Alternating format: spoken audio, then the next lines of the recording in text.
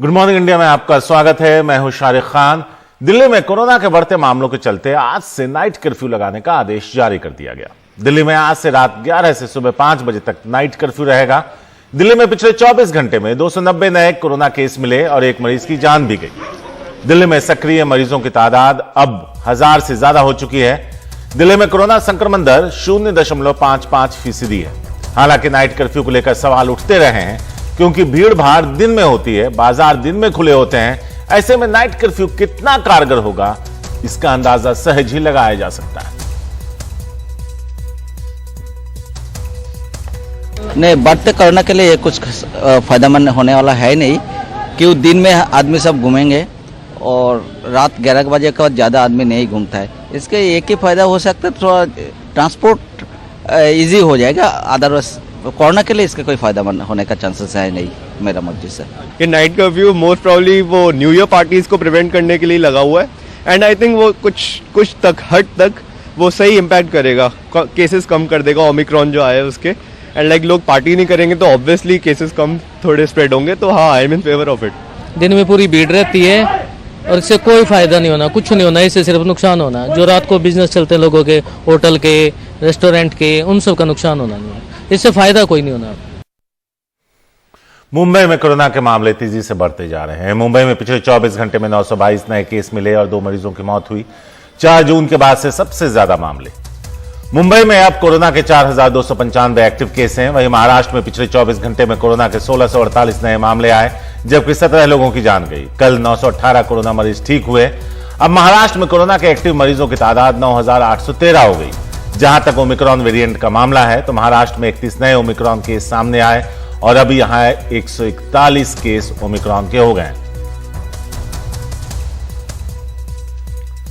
देश भर में बढ़ रहे कोरोना केस के चलते कई राज्यों में सख्ती बढ़ा दी गई है। हालांकि दिल्ली, मुंबई जैसे बड़े शहरों में भीड़ भाड़ अभी भी जारी है। लोग नियमों की धज्जियां उड़ाते देखे जा रहे हैं, मानो दूसरी लहर की तबाही को भुला दिया है। कई जगहों पर तो नियम बनाने वाले ही नियमों का उल्लंघन कर रहे हैं। चाहे मुंबई हो या दिल्ली, क्रिसमस और नए साल के छुट्टियों के बीच सभी जगह कोरोना के नियमों का सरासर उल्लंघन साफ दिख रहा है। मुंबई में 31 दिसंबर तक धारा 144 लागू होने के बावजूद शनिवार शाम जुहू चौपाटी पर बड़े पैमाने पर लोग नजर आए। ना ही सोशल डिस्टेंसिंग दिखी और ना ही कोरोना के नियमों का पालन हुआ। यही हाल दिल्ली का भी है। दिल्ली के सरोजिनी नगर बाजार में भारी भीड़ का वीडियो सामने आने के बाद प्रशासन ने ऑड इवन के आधार पर दुकानों को खोलने के आदेश दिए। इन महानगरों में ये भीड़ तब दिखाई दे रही है जब कोरोना के मामले लगातार बढ़ रहे हैं। रविवार के दिन दिल्ली में कोरोना संक्रमित 290 नए मामले सामने आए, जो 10 जून के बाद एक दिन में सबसे ज्यादा कोरोना केस हैं। तो वहीं मुंबई में रविवार के दिन 922 कोरोना संक्रमित मामले सामने आए, जो 4 जून के बाद एक दिन में सबसे ज्यादा मामले हैं। उत्तर प्रदेश में होने वाले विधानसभा चुनावों से पहले प्रधानमंत्री नरेंद्र मोदी से लेकर गृह मंत्री अमित शाह और मुख्यमंत्री योगी आदित्यनाथ चुनावी रैलियां करते नजर आ रहे हैं। उधर विपक्षी दलों की भी रैलियां जमकर हो रही हैं। इस सबसे कोरोना के फिर से तेजी से पैर पसारने की आशंका बढ़ गई है। इसे देखते हुए उत्तर प्रदेश में 25 दिसंबर से नाइट कर्फ्यू का ऐलान किया गया, लेकिन नियम बनाने वाली सरकार के मुख्यमंत्री ही दिन में भीड़ इकट्ठा कर रैली कर रहे हैं। खुद पीएम मोदी के रैलियों में कोरोना के दिशा निर्देशों का साफ उल्लंघन दिखा। इस सबके बीच शनिवार रात देश को संबोधित करते हुए प्रधानमंत्री लोगों से नियमों का पालन करने की बात करते नजर आए। आज दुनिया के कई देशों में कोरोना के नए वेरिएंट ओमिक्रॉन की वजह से संक्रमण बढ़ रहा है। भारत में भी कई लोगों के ओमिक्रॉन से संक्रमित होने का पता चला है। मैं आप सभी से आग्रह करूंगा कि पैनिक न करें। हां, सावधान रहें, सतर्क रहें, मास्क उसका भरपूर उपयोग करें और हाथों को थोड़ी थोड़ी देर पर धुलना, इन बातों को हमें भूलना नहीं है। उत्तर प्रदेश में केवल सत्ता पक्ष ही नहीं बल्कि विपक्षी पार्टियां भी नियमों का उल्लंघन कर रही हैं। रविवार सुबह कांग्रेस महासचिव प्रियंका गांधी वाड्रा की ओर से लड़की हूं लड़ सकती हूं अभियान के तहत लखनऊ और झांसी में मैराथन का आयोजन किया गया। प्रशासन के इजाजत न देने के बाद लखनऊ में यह मैराथन नहीं हो पाई, लेकिन झांसी में इजाजत न मिलने के बावजूद बड़े पैमाने पर महिलाओं ने हिस्सा लिया।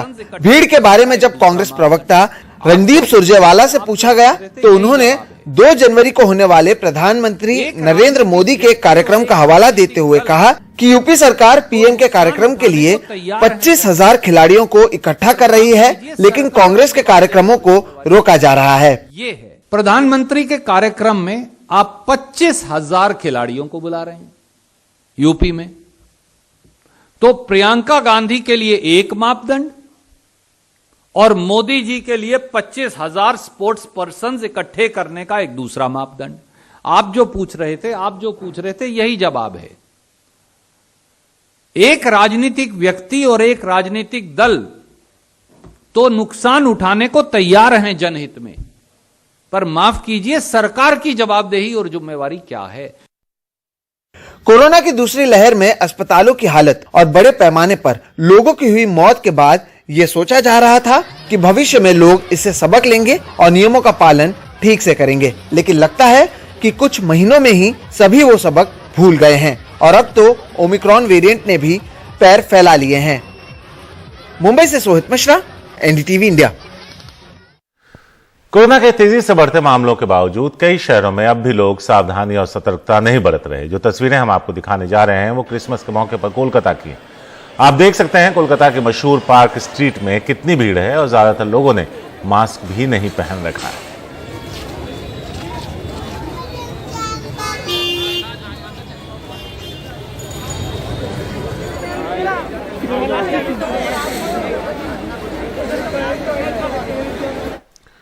सत्रह से 19 दिसंबर के बीच हरिद्वार में धर्म संसद के नाम से हुए आयोजन में नफरती भाषण देने के मामले में 76 जाने माने वकीलों ने सुप्रीम कोर्ट के चीफ जस्टिस को चिट्ठी लिखी और नफरती भाषणों पर संज्ञान लेने को कहा। पत्र में ऐसे भाषण देने वाले 9 लोगों के नाम लिखे गए हैं और कहा गया कि उनके भाषण सिर्फ नफरत फैलाने वाले ही नहीं थे, बल्कि उनमें एक पूरे समुदाय को मार देने का खुला आह्वान किया गया। यह भाषण न सिर्फ देश की एकता अखंडता के लिए खतरा है, बल्कि देश में रह रहे करोड़ों मुस्लिम नागरिकों के लिए भी गंभीर खतरा पैदा करता है। हम धर्म समझते ही नहीं है, इतना पढ़ लेने के बाद इस्लाम के बारे में मोहब्बत। पंजाब और हरियाणा में धार्मिक स्थानों पर जानबूझकर तनाव पैदा करने के मामले में एक और मामला जुड़ गया। क्रिसमस की रात हरियाणा के अंबाला के ऐतिहासिक चर्च में क्रिसमस से जुड़े आयोजन के बाद कुछ उपद्रवी तत्वों ने यीशु मसीह की प्रतिमा तोड़ दी। 1843 में बने इस चर्च में रात करीब 12:30 बजे 2 युवक घुसे। उन्होंने वहां लगी लाइटें तोड़ी और यीशु मसीह की प्रतिमा भी तोड़ डाली। उनकी यह हरकत वहां लगे सीसीटीवी कैमरे में कैद हो गई है। हालांकि उन दोनों की अभी पहचान नहीं हो पाई है। पुलिस मामले की तफ्तीश कर रही है।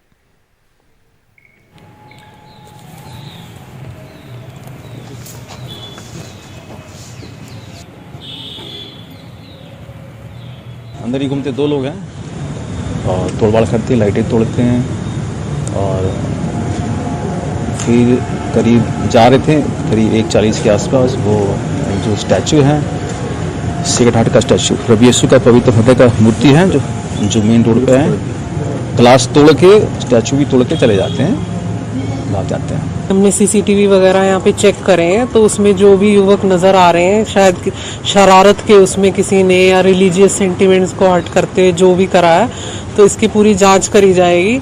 जो भी कंप्लेंट हमें चर्च अथॉरिटी की तरफ से मिलेगी संबंधित धारा में पर्चा दर्ज करा जाएगा, जांच करी जाएगी और जल्दी इनको आइडेंटिफाई करके राउंड अप करा जाएगा। उन लोगों को पकड़ने के लिए हमने प्रयास शुरू किए।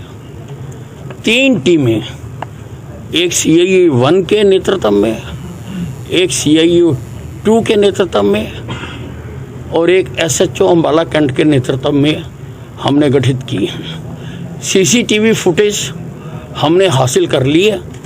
उसमें 2 लड़के इस वारदात को अंजाम देते हुए नजर आ रहे हैं।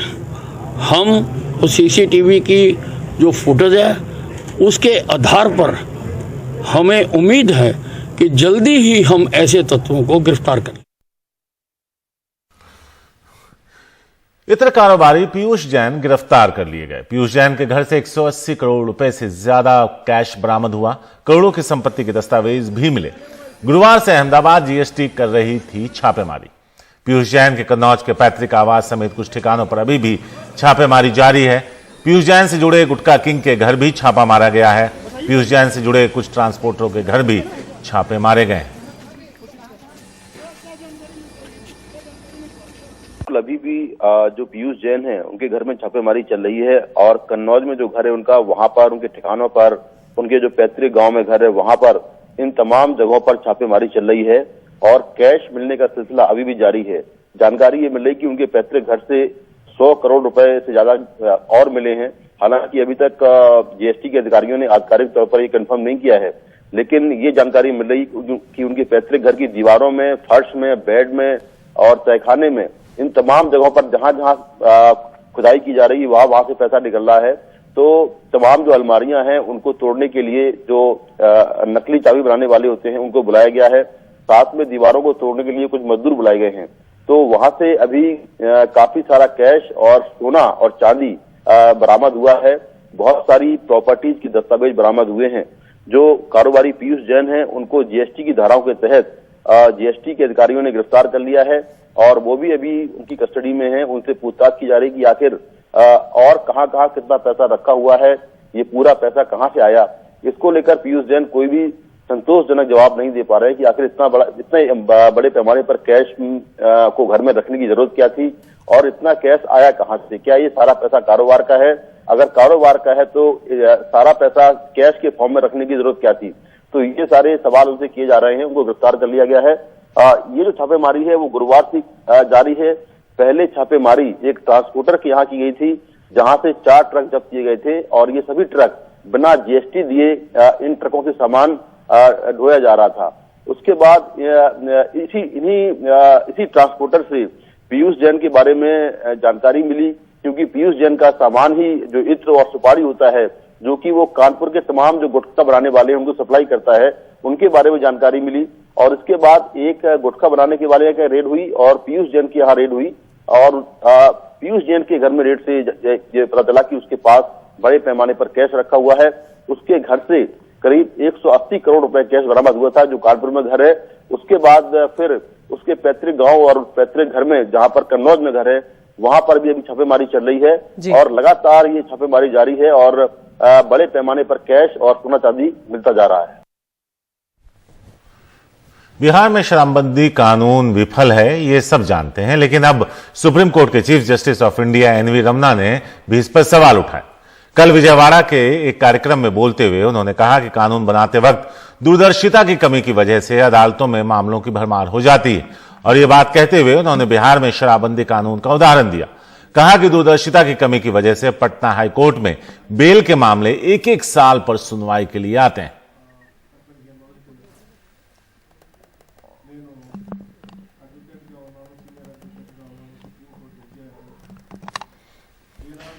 बिहार में मुजफ्फरपुर के बेला में कल एक फैक्ट्री में जोरदार धमाका हुआ जिसमें 7 लोगों की मौत हो गई, 5 लोग बुरी तरह घायल हो गए। हादसे के बाद इसकी जांच के आदेश दिए गए हैं। वहीं राज्य सरकार और केंद्र सरकार ने हादसे में मारे गए लोगों के परिजनों और घायलों के लिए मुआवजे का ऐलान किया है। राज्य सरकार मृतकों के परिजनों को 4-4 लाख के मुआवजे की राशि देगी, तो केंद्र सरकार मृतकों के परिजनों को 2-2 लाख, तो घायलों को 50-50 हजार रुपए की मदद दी जाएगी।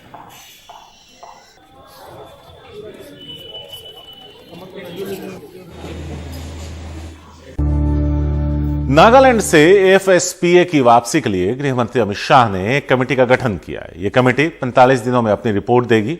नागालैंड के मोन जिले में गलत पहचान को लेकर सुरक्षा बलों की फायरिंग में 14 निर्दोष लोगों की मौत हो गई थी, जिसके बाद से एएफएसपीए की वापसी की मांग की जा रही है। Armed forces special powers act यानी एएफएसपीए हटाने की मांग के जोर पकड़ने के बीच रविवार को नागालैंड के मुख्यमंत्री नेफ्यू रियो के एक ट्वीट से इन अटकलों को और हवा मिल गई। उन्होंने लिखा कि केंद्र ने नागालैंड से AFSPA को वापस लेने की मांग पर विचार के लिए एक कमेटी बनाने का फैसला किया है। कमेटी 45 दिनों में अपनी रिपोर्ट देगी।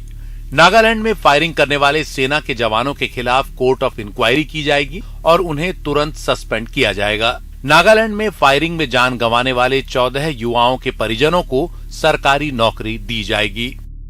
माना जा रहा है कि ये फैसले केंद्रीय गृह मंत्री अमित शाह की नागालैंड के मुख्यमंत्री नेफ्यू रियो, उप मुख्यमंत्री यांगथुंगो पैटर्न, राज्य के पूर्व मुख्यमंत्री TR जिलियांग और असम के मुख्यमंत्री हिमंत बिस्वा शर्मा के साथ 23 दिसंबर को दिल्ली में हुई बैठक के बाद लिए गए।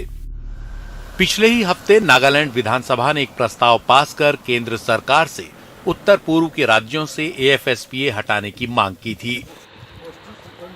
4 और 5 दिसंबर को नागालैंड के मोन जिले में सेना की फायरिंग में 14 निर्दोष युवाओं की मौत के बाद AFSPA हटाने की मांग जोर पकड़ चुकी है। इस फायरिंग के बाद नागालैंड में काफी विरोध प्रदर्शन हुए। न्याय होने तक सैन्य बलों के साथ पूरी तरह असहयोग की बात कही गई। कांग्रेस ने इस मसले पर गृह मंत्री अमित शाह का इस्तीफा भी मांगा। दिल्ली में अगर इस तरह की जो 14 लोग की मौत हो जाती, बम्बई में होता, कलकत्ता में होता, तो इस तरह की जो है रवैया सरकार से कभी, इस तरह की हरकत से सरकार कभी बच नहीं पाती, क्योंकि पूर्वी उत्तर भारत की बात है, तो इसलिए कोई पूरी तरीके से जो इसको नजरअंदाज किया जा रहा है। तो कांग्रेस पार्टी का स्पष्ट डिमांड है, और डिमांड पर ही आ जाता हूं। एक तो असत्य का शहंशाह अमित शाह को तुरंत इस्तीफा देना चाहिए।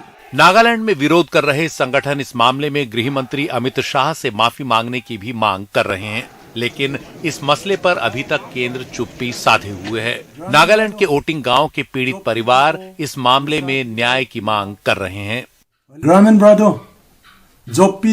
सरकार ने मुआवजे का प्रस्ताव दिया, अब वो नौकरी का प्रस्ताव दे रहे हैं, लेकिन इस सब से हमारा बेटा वापस नहीं मिलेगा, गांव को उसके युवा वापस नहीं मिलेंगे। हम चाहते हैं सरकार इस मामले में स्पष्टता बरते और हमें बताए कि हमारे बच्चे क्यों मारे गए।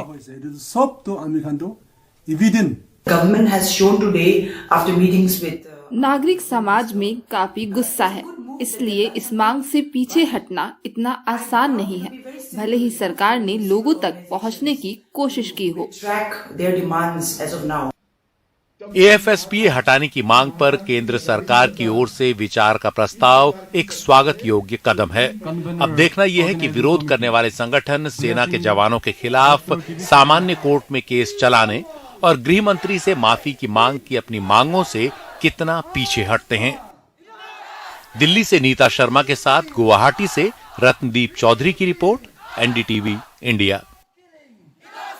सिक्किम में भारी बर्फबारी हो रही है। इसकी वजह से यहां की चांगू झील के पास कई पर्यटक फंस गए, जिसके बाद सेना ने बचाव अभियान शुरू किया। अधिकारियों ने जानकारी देते हुए बताया कि सेना ने उन्हें रात में अपने शिविर में रहने की जगह भी दी। यो ओडालामा चाहिँ गाडी फसेर बिजोग छ।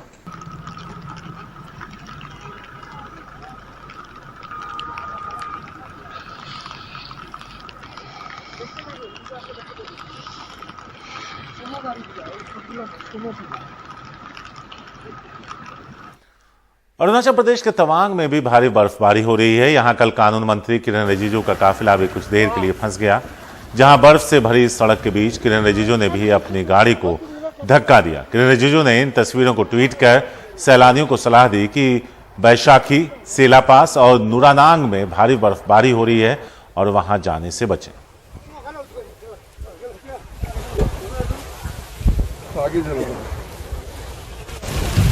अभी फ्रेश गिर रहा है, बोल के पास गया हम लोग। जी सर, फ्रेश नहीं गिरने से तो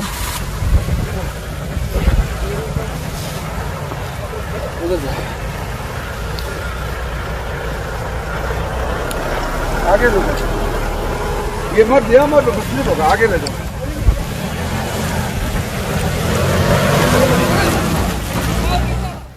जम्मू कश्मीर के पुंछ जिले में मौजूद मुगल रोड को बंद कर दिया गया है। प्रशासन ने इलाके में भारी बर्फबारी को देखते हुए यह फैसला किया है। इस रास्ते पर पूरी तरह से आवागमन को बंद कर दिया गया।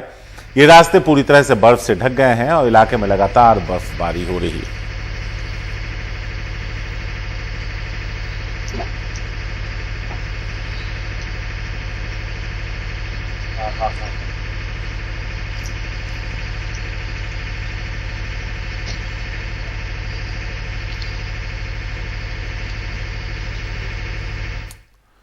जम्मू कश्मीर में उधमपुर के लट्टी इलाके में ताजा बर्फबारी हुई। यह बर्फबारी इतनी ज्यादा थी कि सारा इलाका बर्फ से ढक गया और ठंड बढ़ गई।